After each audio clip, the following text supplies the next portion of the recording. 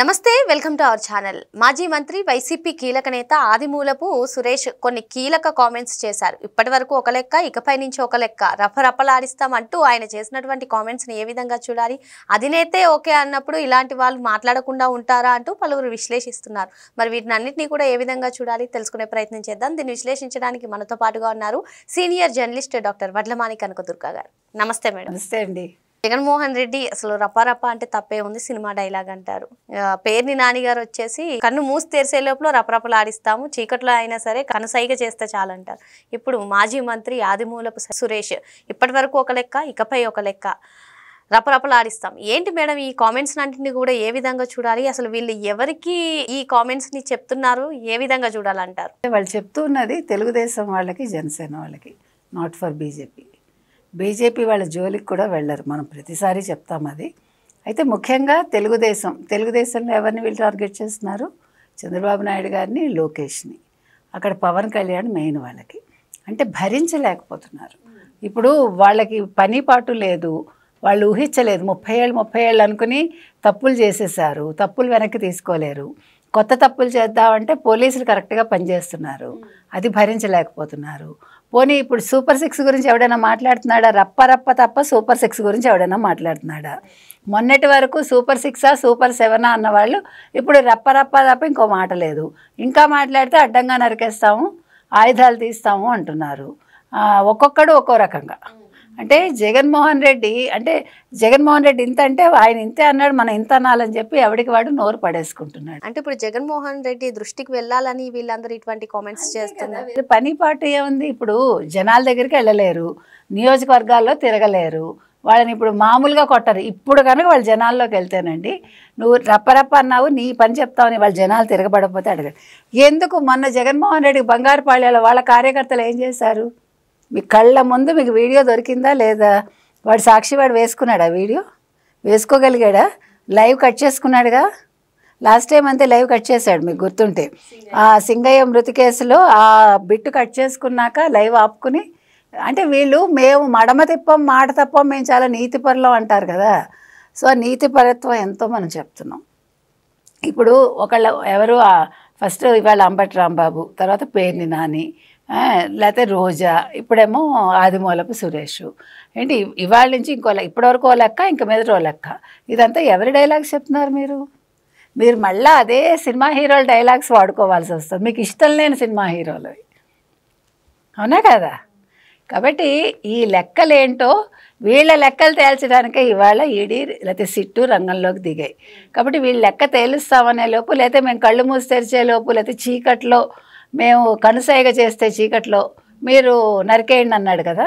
ఈ నరకమని చూద్దాం. అసలు ఒక్కళ్ళని వాళ్ళు మొదలుపెట్టారంటే అసలు వైసీపీ అనే పార్టీయే ఉండకుండా అయిపోతుంది.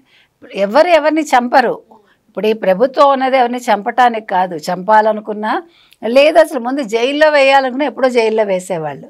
అది వాళ్ళకి అవసరమే లేదు. మిమ్మల్ని ఎవ్వరూ ఏమీ చేయక్కర్లేదు, మీకు మీరే సర్వనాశనం అవుతారు. ఇప్పుడు వైసీపీ వాళ్ళకి కొత్తగా ఎవరో వచ్చి వాళ్ళకి చెడు చేయక్కర్లేదు, ఎవరో వచ్చి వాళ్ళ మీద కొత్తగా కేసులు పెట్టక్కర్లేదు, ఎవరో వచ్చి వాళ్ళ మీద కంప్లైంట్లు ఇవ్వక్కర్లేదు.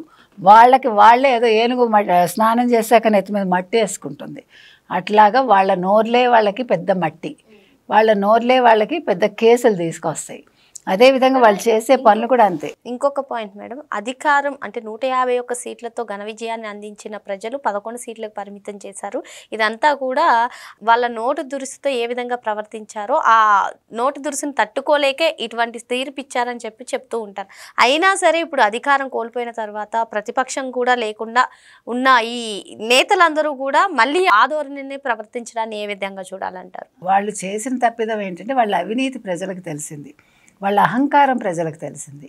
వాళ్ళు అడుగడుగున్న ఒక ఏమనాలి ఎమర్జెన్సీ లాగా వాళ్ళు ఎక్కడికక్కడ వాళ్ళ నియోజకవర్గాల్లో ఉన్నారు. కాబట్టి ప్రజలు మీకు గుర్తుంటే కనుకైతే పట్టాదారు పాస్ పుస్తకాల విషయాలు, భూమి కబ్జాలు, మీకు ఎక్కడికక్కడ ప్రజలు వేధించుకు తిన్నారు. కాబట్టి వాళ్ళు భయపడిపోయి మనకి పాలన వద్దు, ఈ సంక్షేమాలు మాకు అవసరం లేదు అని చెప్పి వాళ్ళు వెయ్యలేదు. అందుకే కదా నేను సంక్షేమాలు ఇచ్చాను, మేము డబ్బులు పంచినా మీరు మాకు వేయలేదు, ఓపెన్గా ఆయనే చెప్పాడు. కాబట్టి ప్రజలు వీళ్ళ నోరు ఒకటి కాదండి, వీళ్ళు చేసిన పనులన్నింటికీ కలిపి వాళ్ళకి శిక్ష వేశారు. ఇప్పుడు వీళ్ళు ఇలాగే ఇప్పుడు అసలు నిజంగా తెలివైన వాడైతే జగన్మోహన్ రెడ్డి హ్యాపీగా ఇవన్నీ మాట్లాడకుండా మంచిగా తను ఏం చేసేవాడు, నియోజకవర్గానికి వెళ్ళడం, ప్రజల కష్ట సుఖాలు అడిగి తెలుసుకోవటం, హ్యాపీగా యలహంకకి వెళ్ళిపోవటం.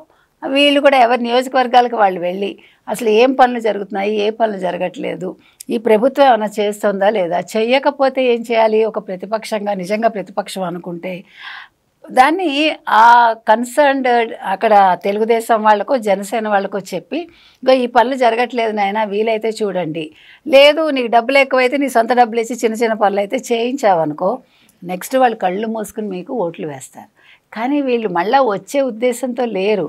పార్టీని ఎలా అధపాతాళానికి తొక్కేయాలి, భూమిలో ఎలా పాతి పెట్టేయాలి, జగన్మోహన్ రెడ్డిని ఎలాగ మళ్ళీ రాకుండా లేవకుండా చెయ్యాలి, అది జగన్మోహన్ రెడ్డికి కూడా అర్థం కావట్లేదు. వీళ్ళందరూ ఆయనకి మనం ఎప్పుడూ చెప్తా, ఆయనకి శత్రువులు ఎవ్వడో లేడు, ఆయన ప్రాణం తీయడానికి ఎవడో అక్కర్లేదు. చుట్టూ ఉండేవాళ్ళు వీళ్ళ మాటలతోటే ఆయనకి సగం ప్రాణం తీస్తారు, మిగతా సగం ఆయన జైలుకి వెళ్ళి వచ్చాక అది మళ్ళీ వాళ్ళే తీస్తారు, ఎవ్వడూ అక్కర్లా. కాబట్టి ఇవాళ జగన్మోహన్ రెడ్డి గుర్తుపెట్టుకోవాల్సింది అది. ఇప్పుడు కొత్త కొత్త పేర్లు వస్తున్నాయి, మళ్ళీ మద్యం స్కామ్లో ఇవాళ ఐపాక్ సత్య భార్య వాళ్ళు ఇన్వాల్వ్ అయి ఉన్నారని వచ్చింది, ఇంకా రకరకాలు ఉన్నాయి. నేను మొన్న చెప్పాను, నేను మీకు నిన్న ఈ వీడియో కాకుండా అంతకుముందు వీడియోలో, ఇక్కడితో అవ్వదండి, రజిత్ భార్గవ్తో కాదు ఇంకా కొత్త పేర్లు వస్తాయని. ఇవాళ రజత్ భార్గవ్ కాదు కదా, నిన్న మళ్ళీ ఇంకో కొత్త పేరు, మళ్ళీ ఇప్పుడు ఇంకా పేర్లు, ఇంకా ఎంతమంది వస్తారో. ఇవాళ విజయసాయిరెడ్డి హాజరవ్వలేదు అంటే మరి నేను నిన్న చెప్పాను, జగన్మోహన్ రెడ్డి పిలుస్తాడేమో ఇవాళ, రేపు వెళ్తాడో వెళ్ళడో, లేకపోతే రేపు ఇలా చెప్పు అంటాడని. సరిగ్గా ఇవాళ అదే జరిగింది, ఇవాళ హాజరు కాలేదు. కాబట్టి అతను భయపడుతున్నాడు, ఎవరు, విజయసాయిరెడ్డి. ఎందుకు, జగన్మోహన్ రెడ్డి పేరు చెప్పాల్సి వస్తుందని. ఎందుకంటే అల్టిమేట్ లాస్ట్ టైం బెదిరించాడు, గుర్తుందా విజయసాయిరెడ్డి, ఈసారి నేను చెప్పేస్తాను నీ పేరు అన్నట్టుగా. అందుకని నేను ఏమైనా మంతనాలు జరిగాయి అనేది మనకి బయటికి రావాల్సి ఉంది. వైసీపీ అధినేత జగన్మోహన్ రెడ్డి ఈ విధంగా ప్రవర్తిస్తున్నప్పుడు ఆ నేతలు కూడా ఆ విధంగానే ప్రవర్తిస్తారని, ఇప్పటికే వైసీపీ భవిష్యత్తు ప్రశ్నార్థకంగా మారడంతో వీళ్ళ మాటలతో ఇంకా మొత్తానికి పార్టీ అధపాతాళంలోకి వెళ్ళిపోతుందని చెప్పి మేడం చెప్తున్నారు. మరో అంశంతో మళ్ళీ కలుద్దాం. Thank you madam.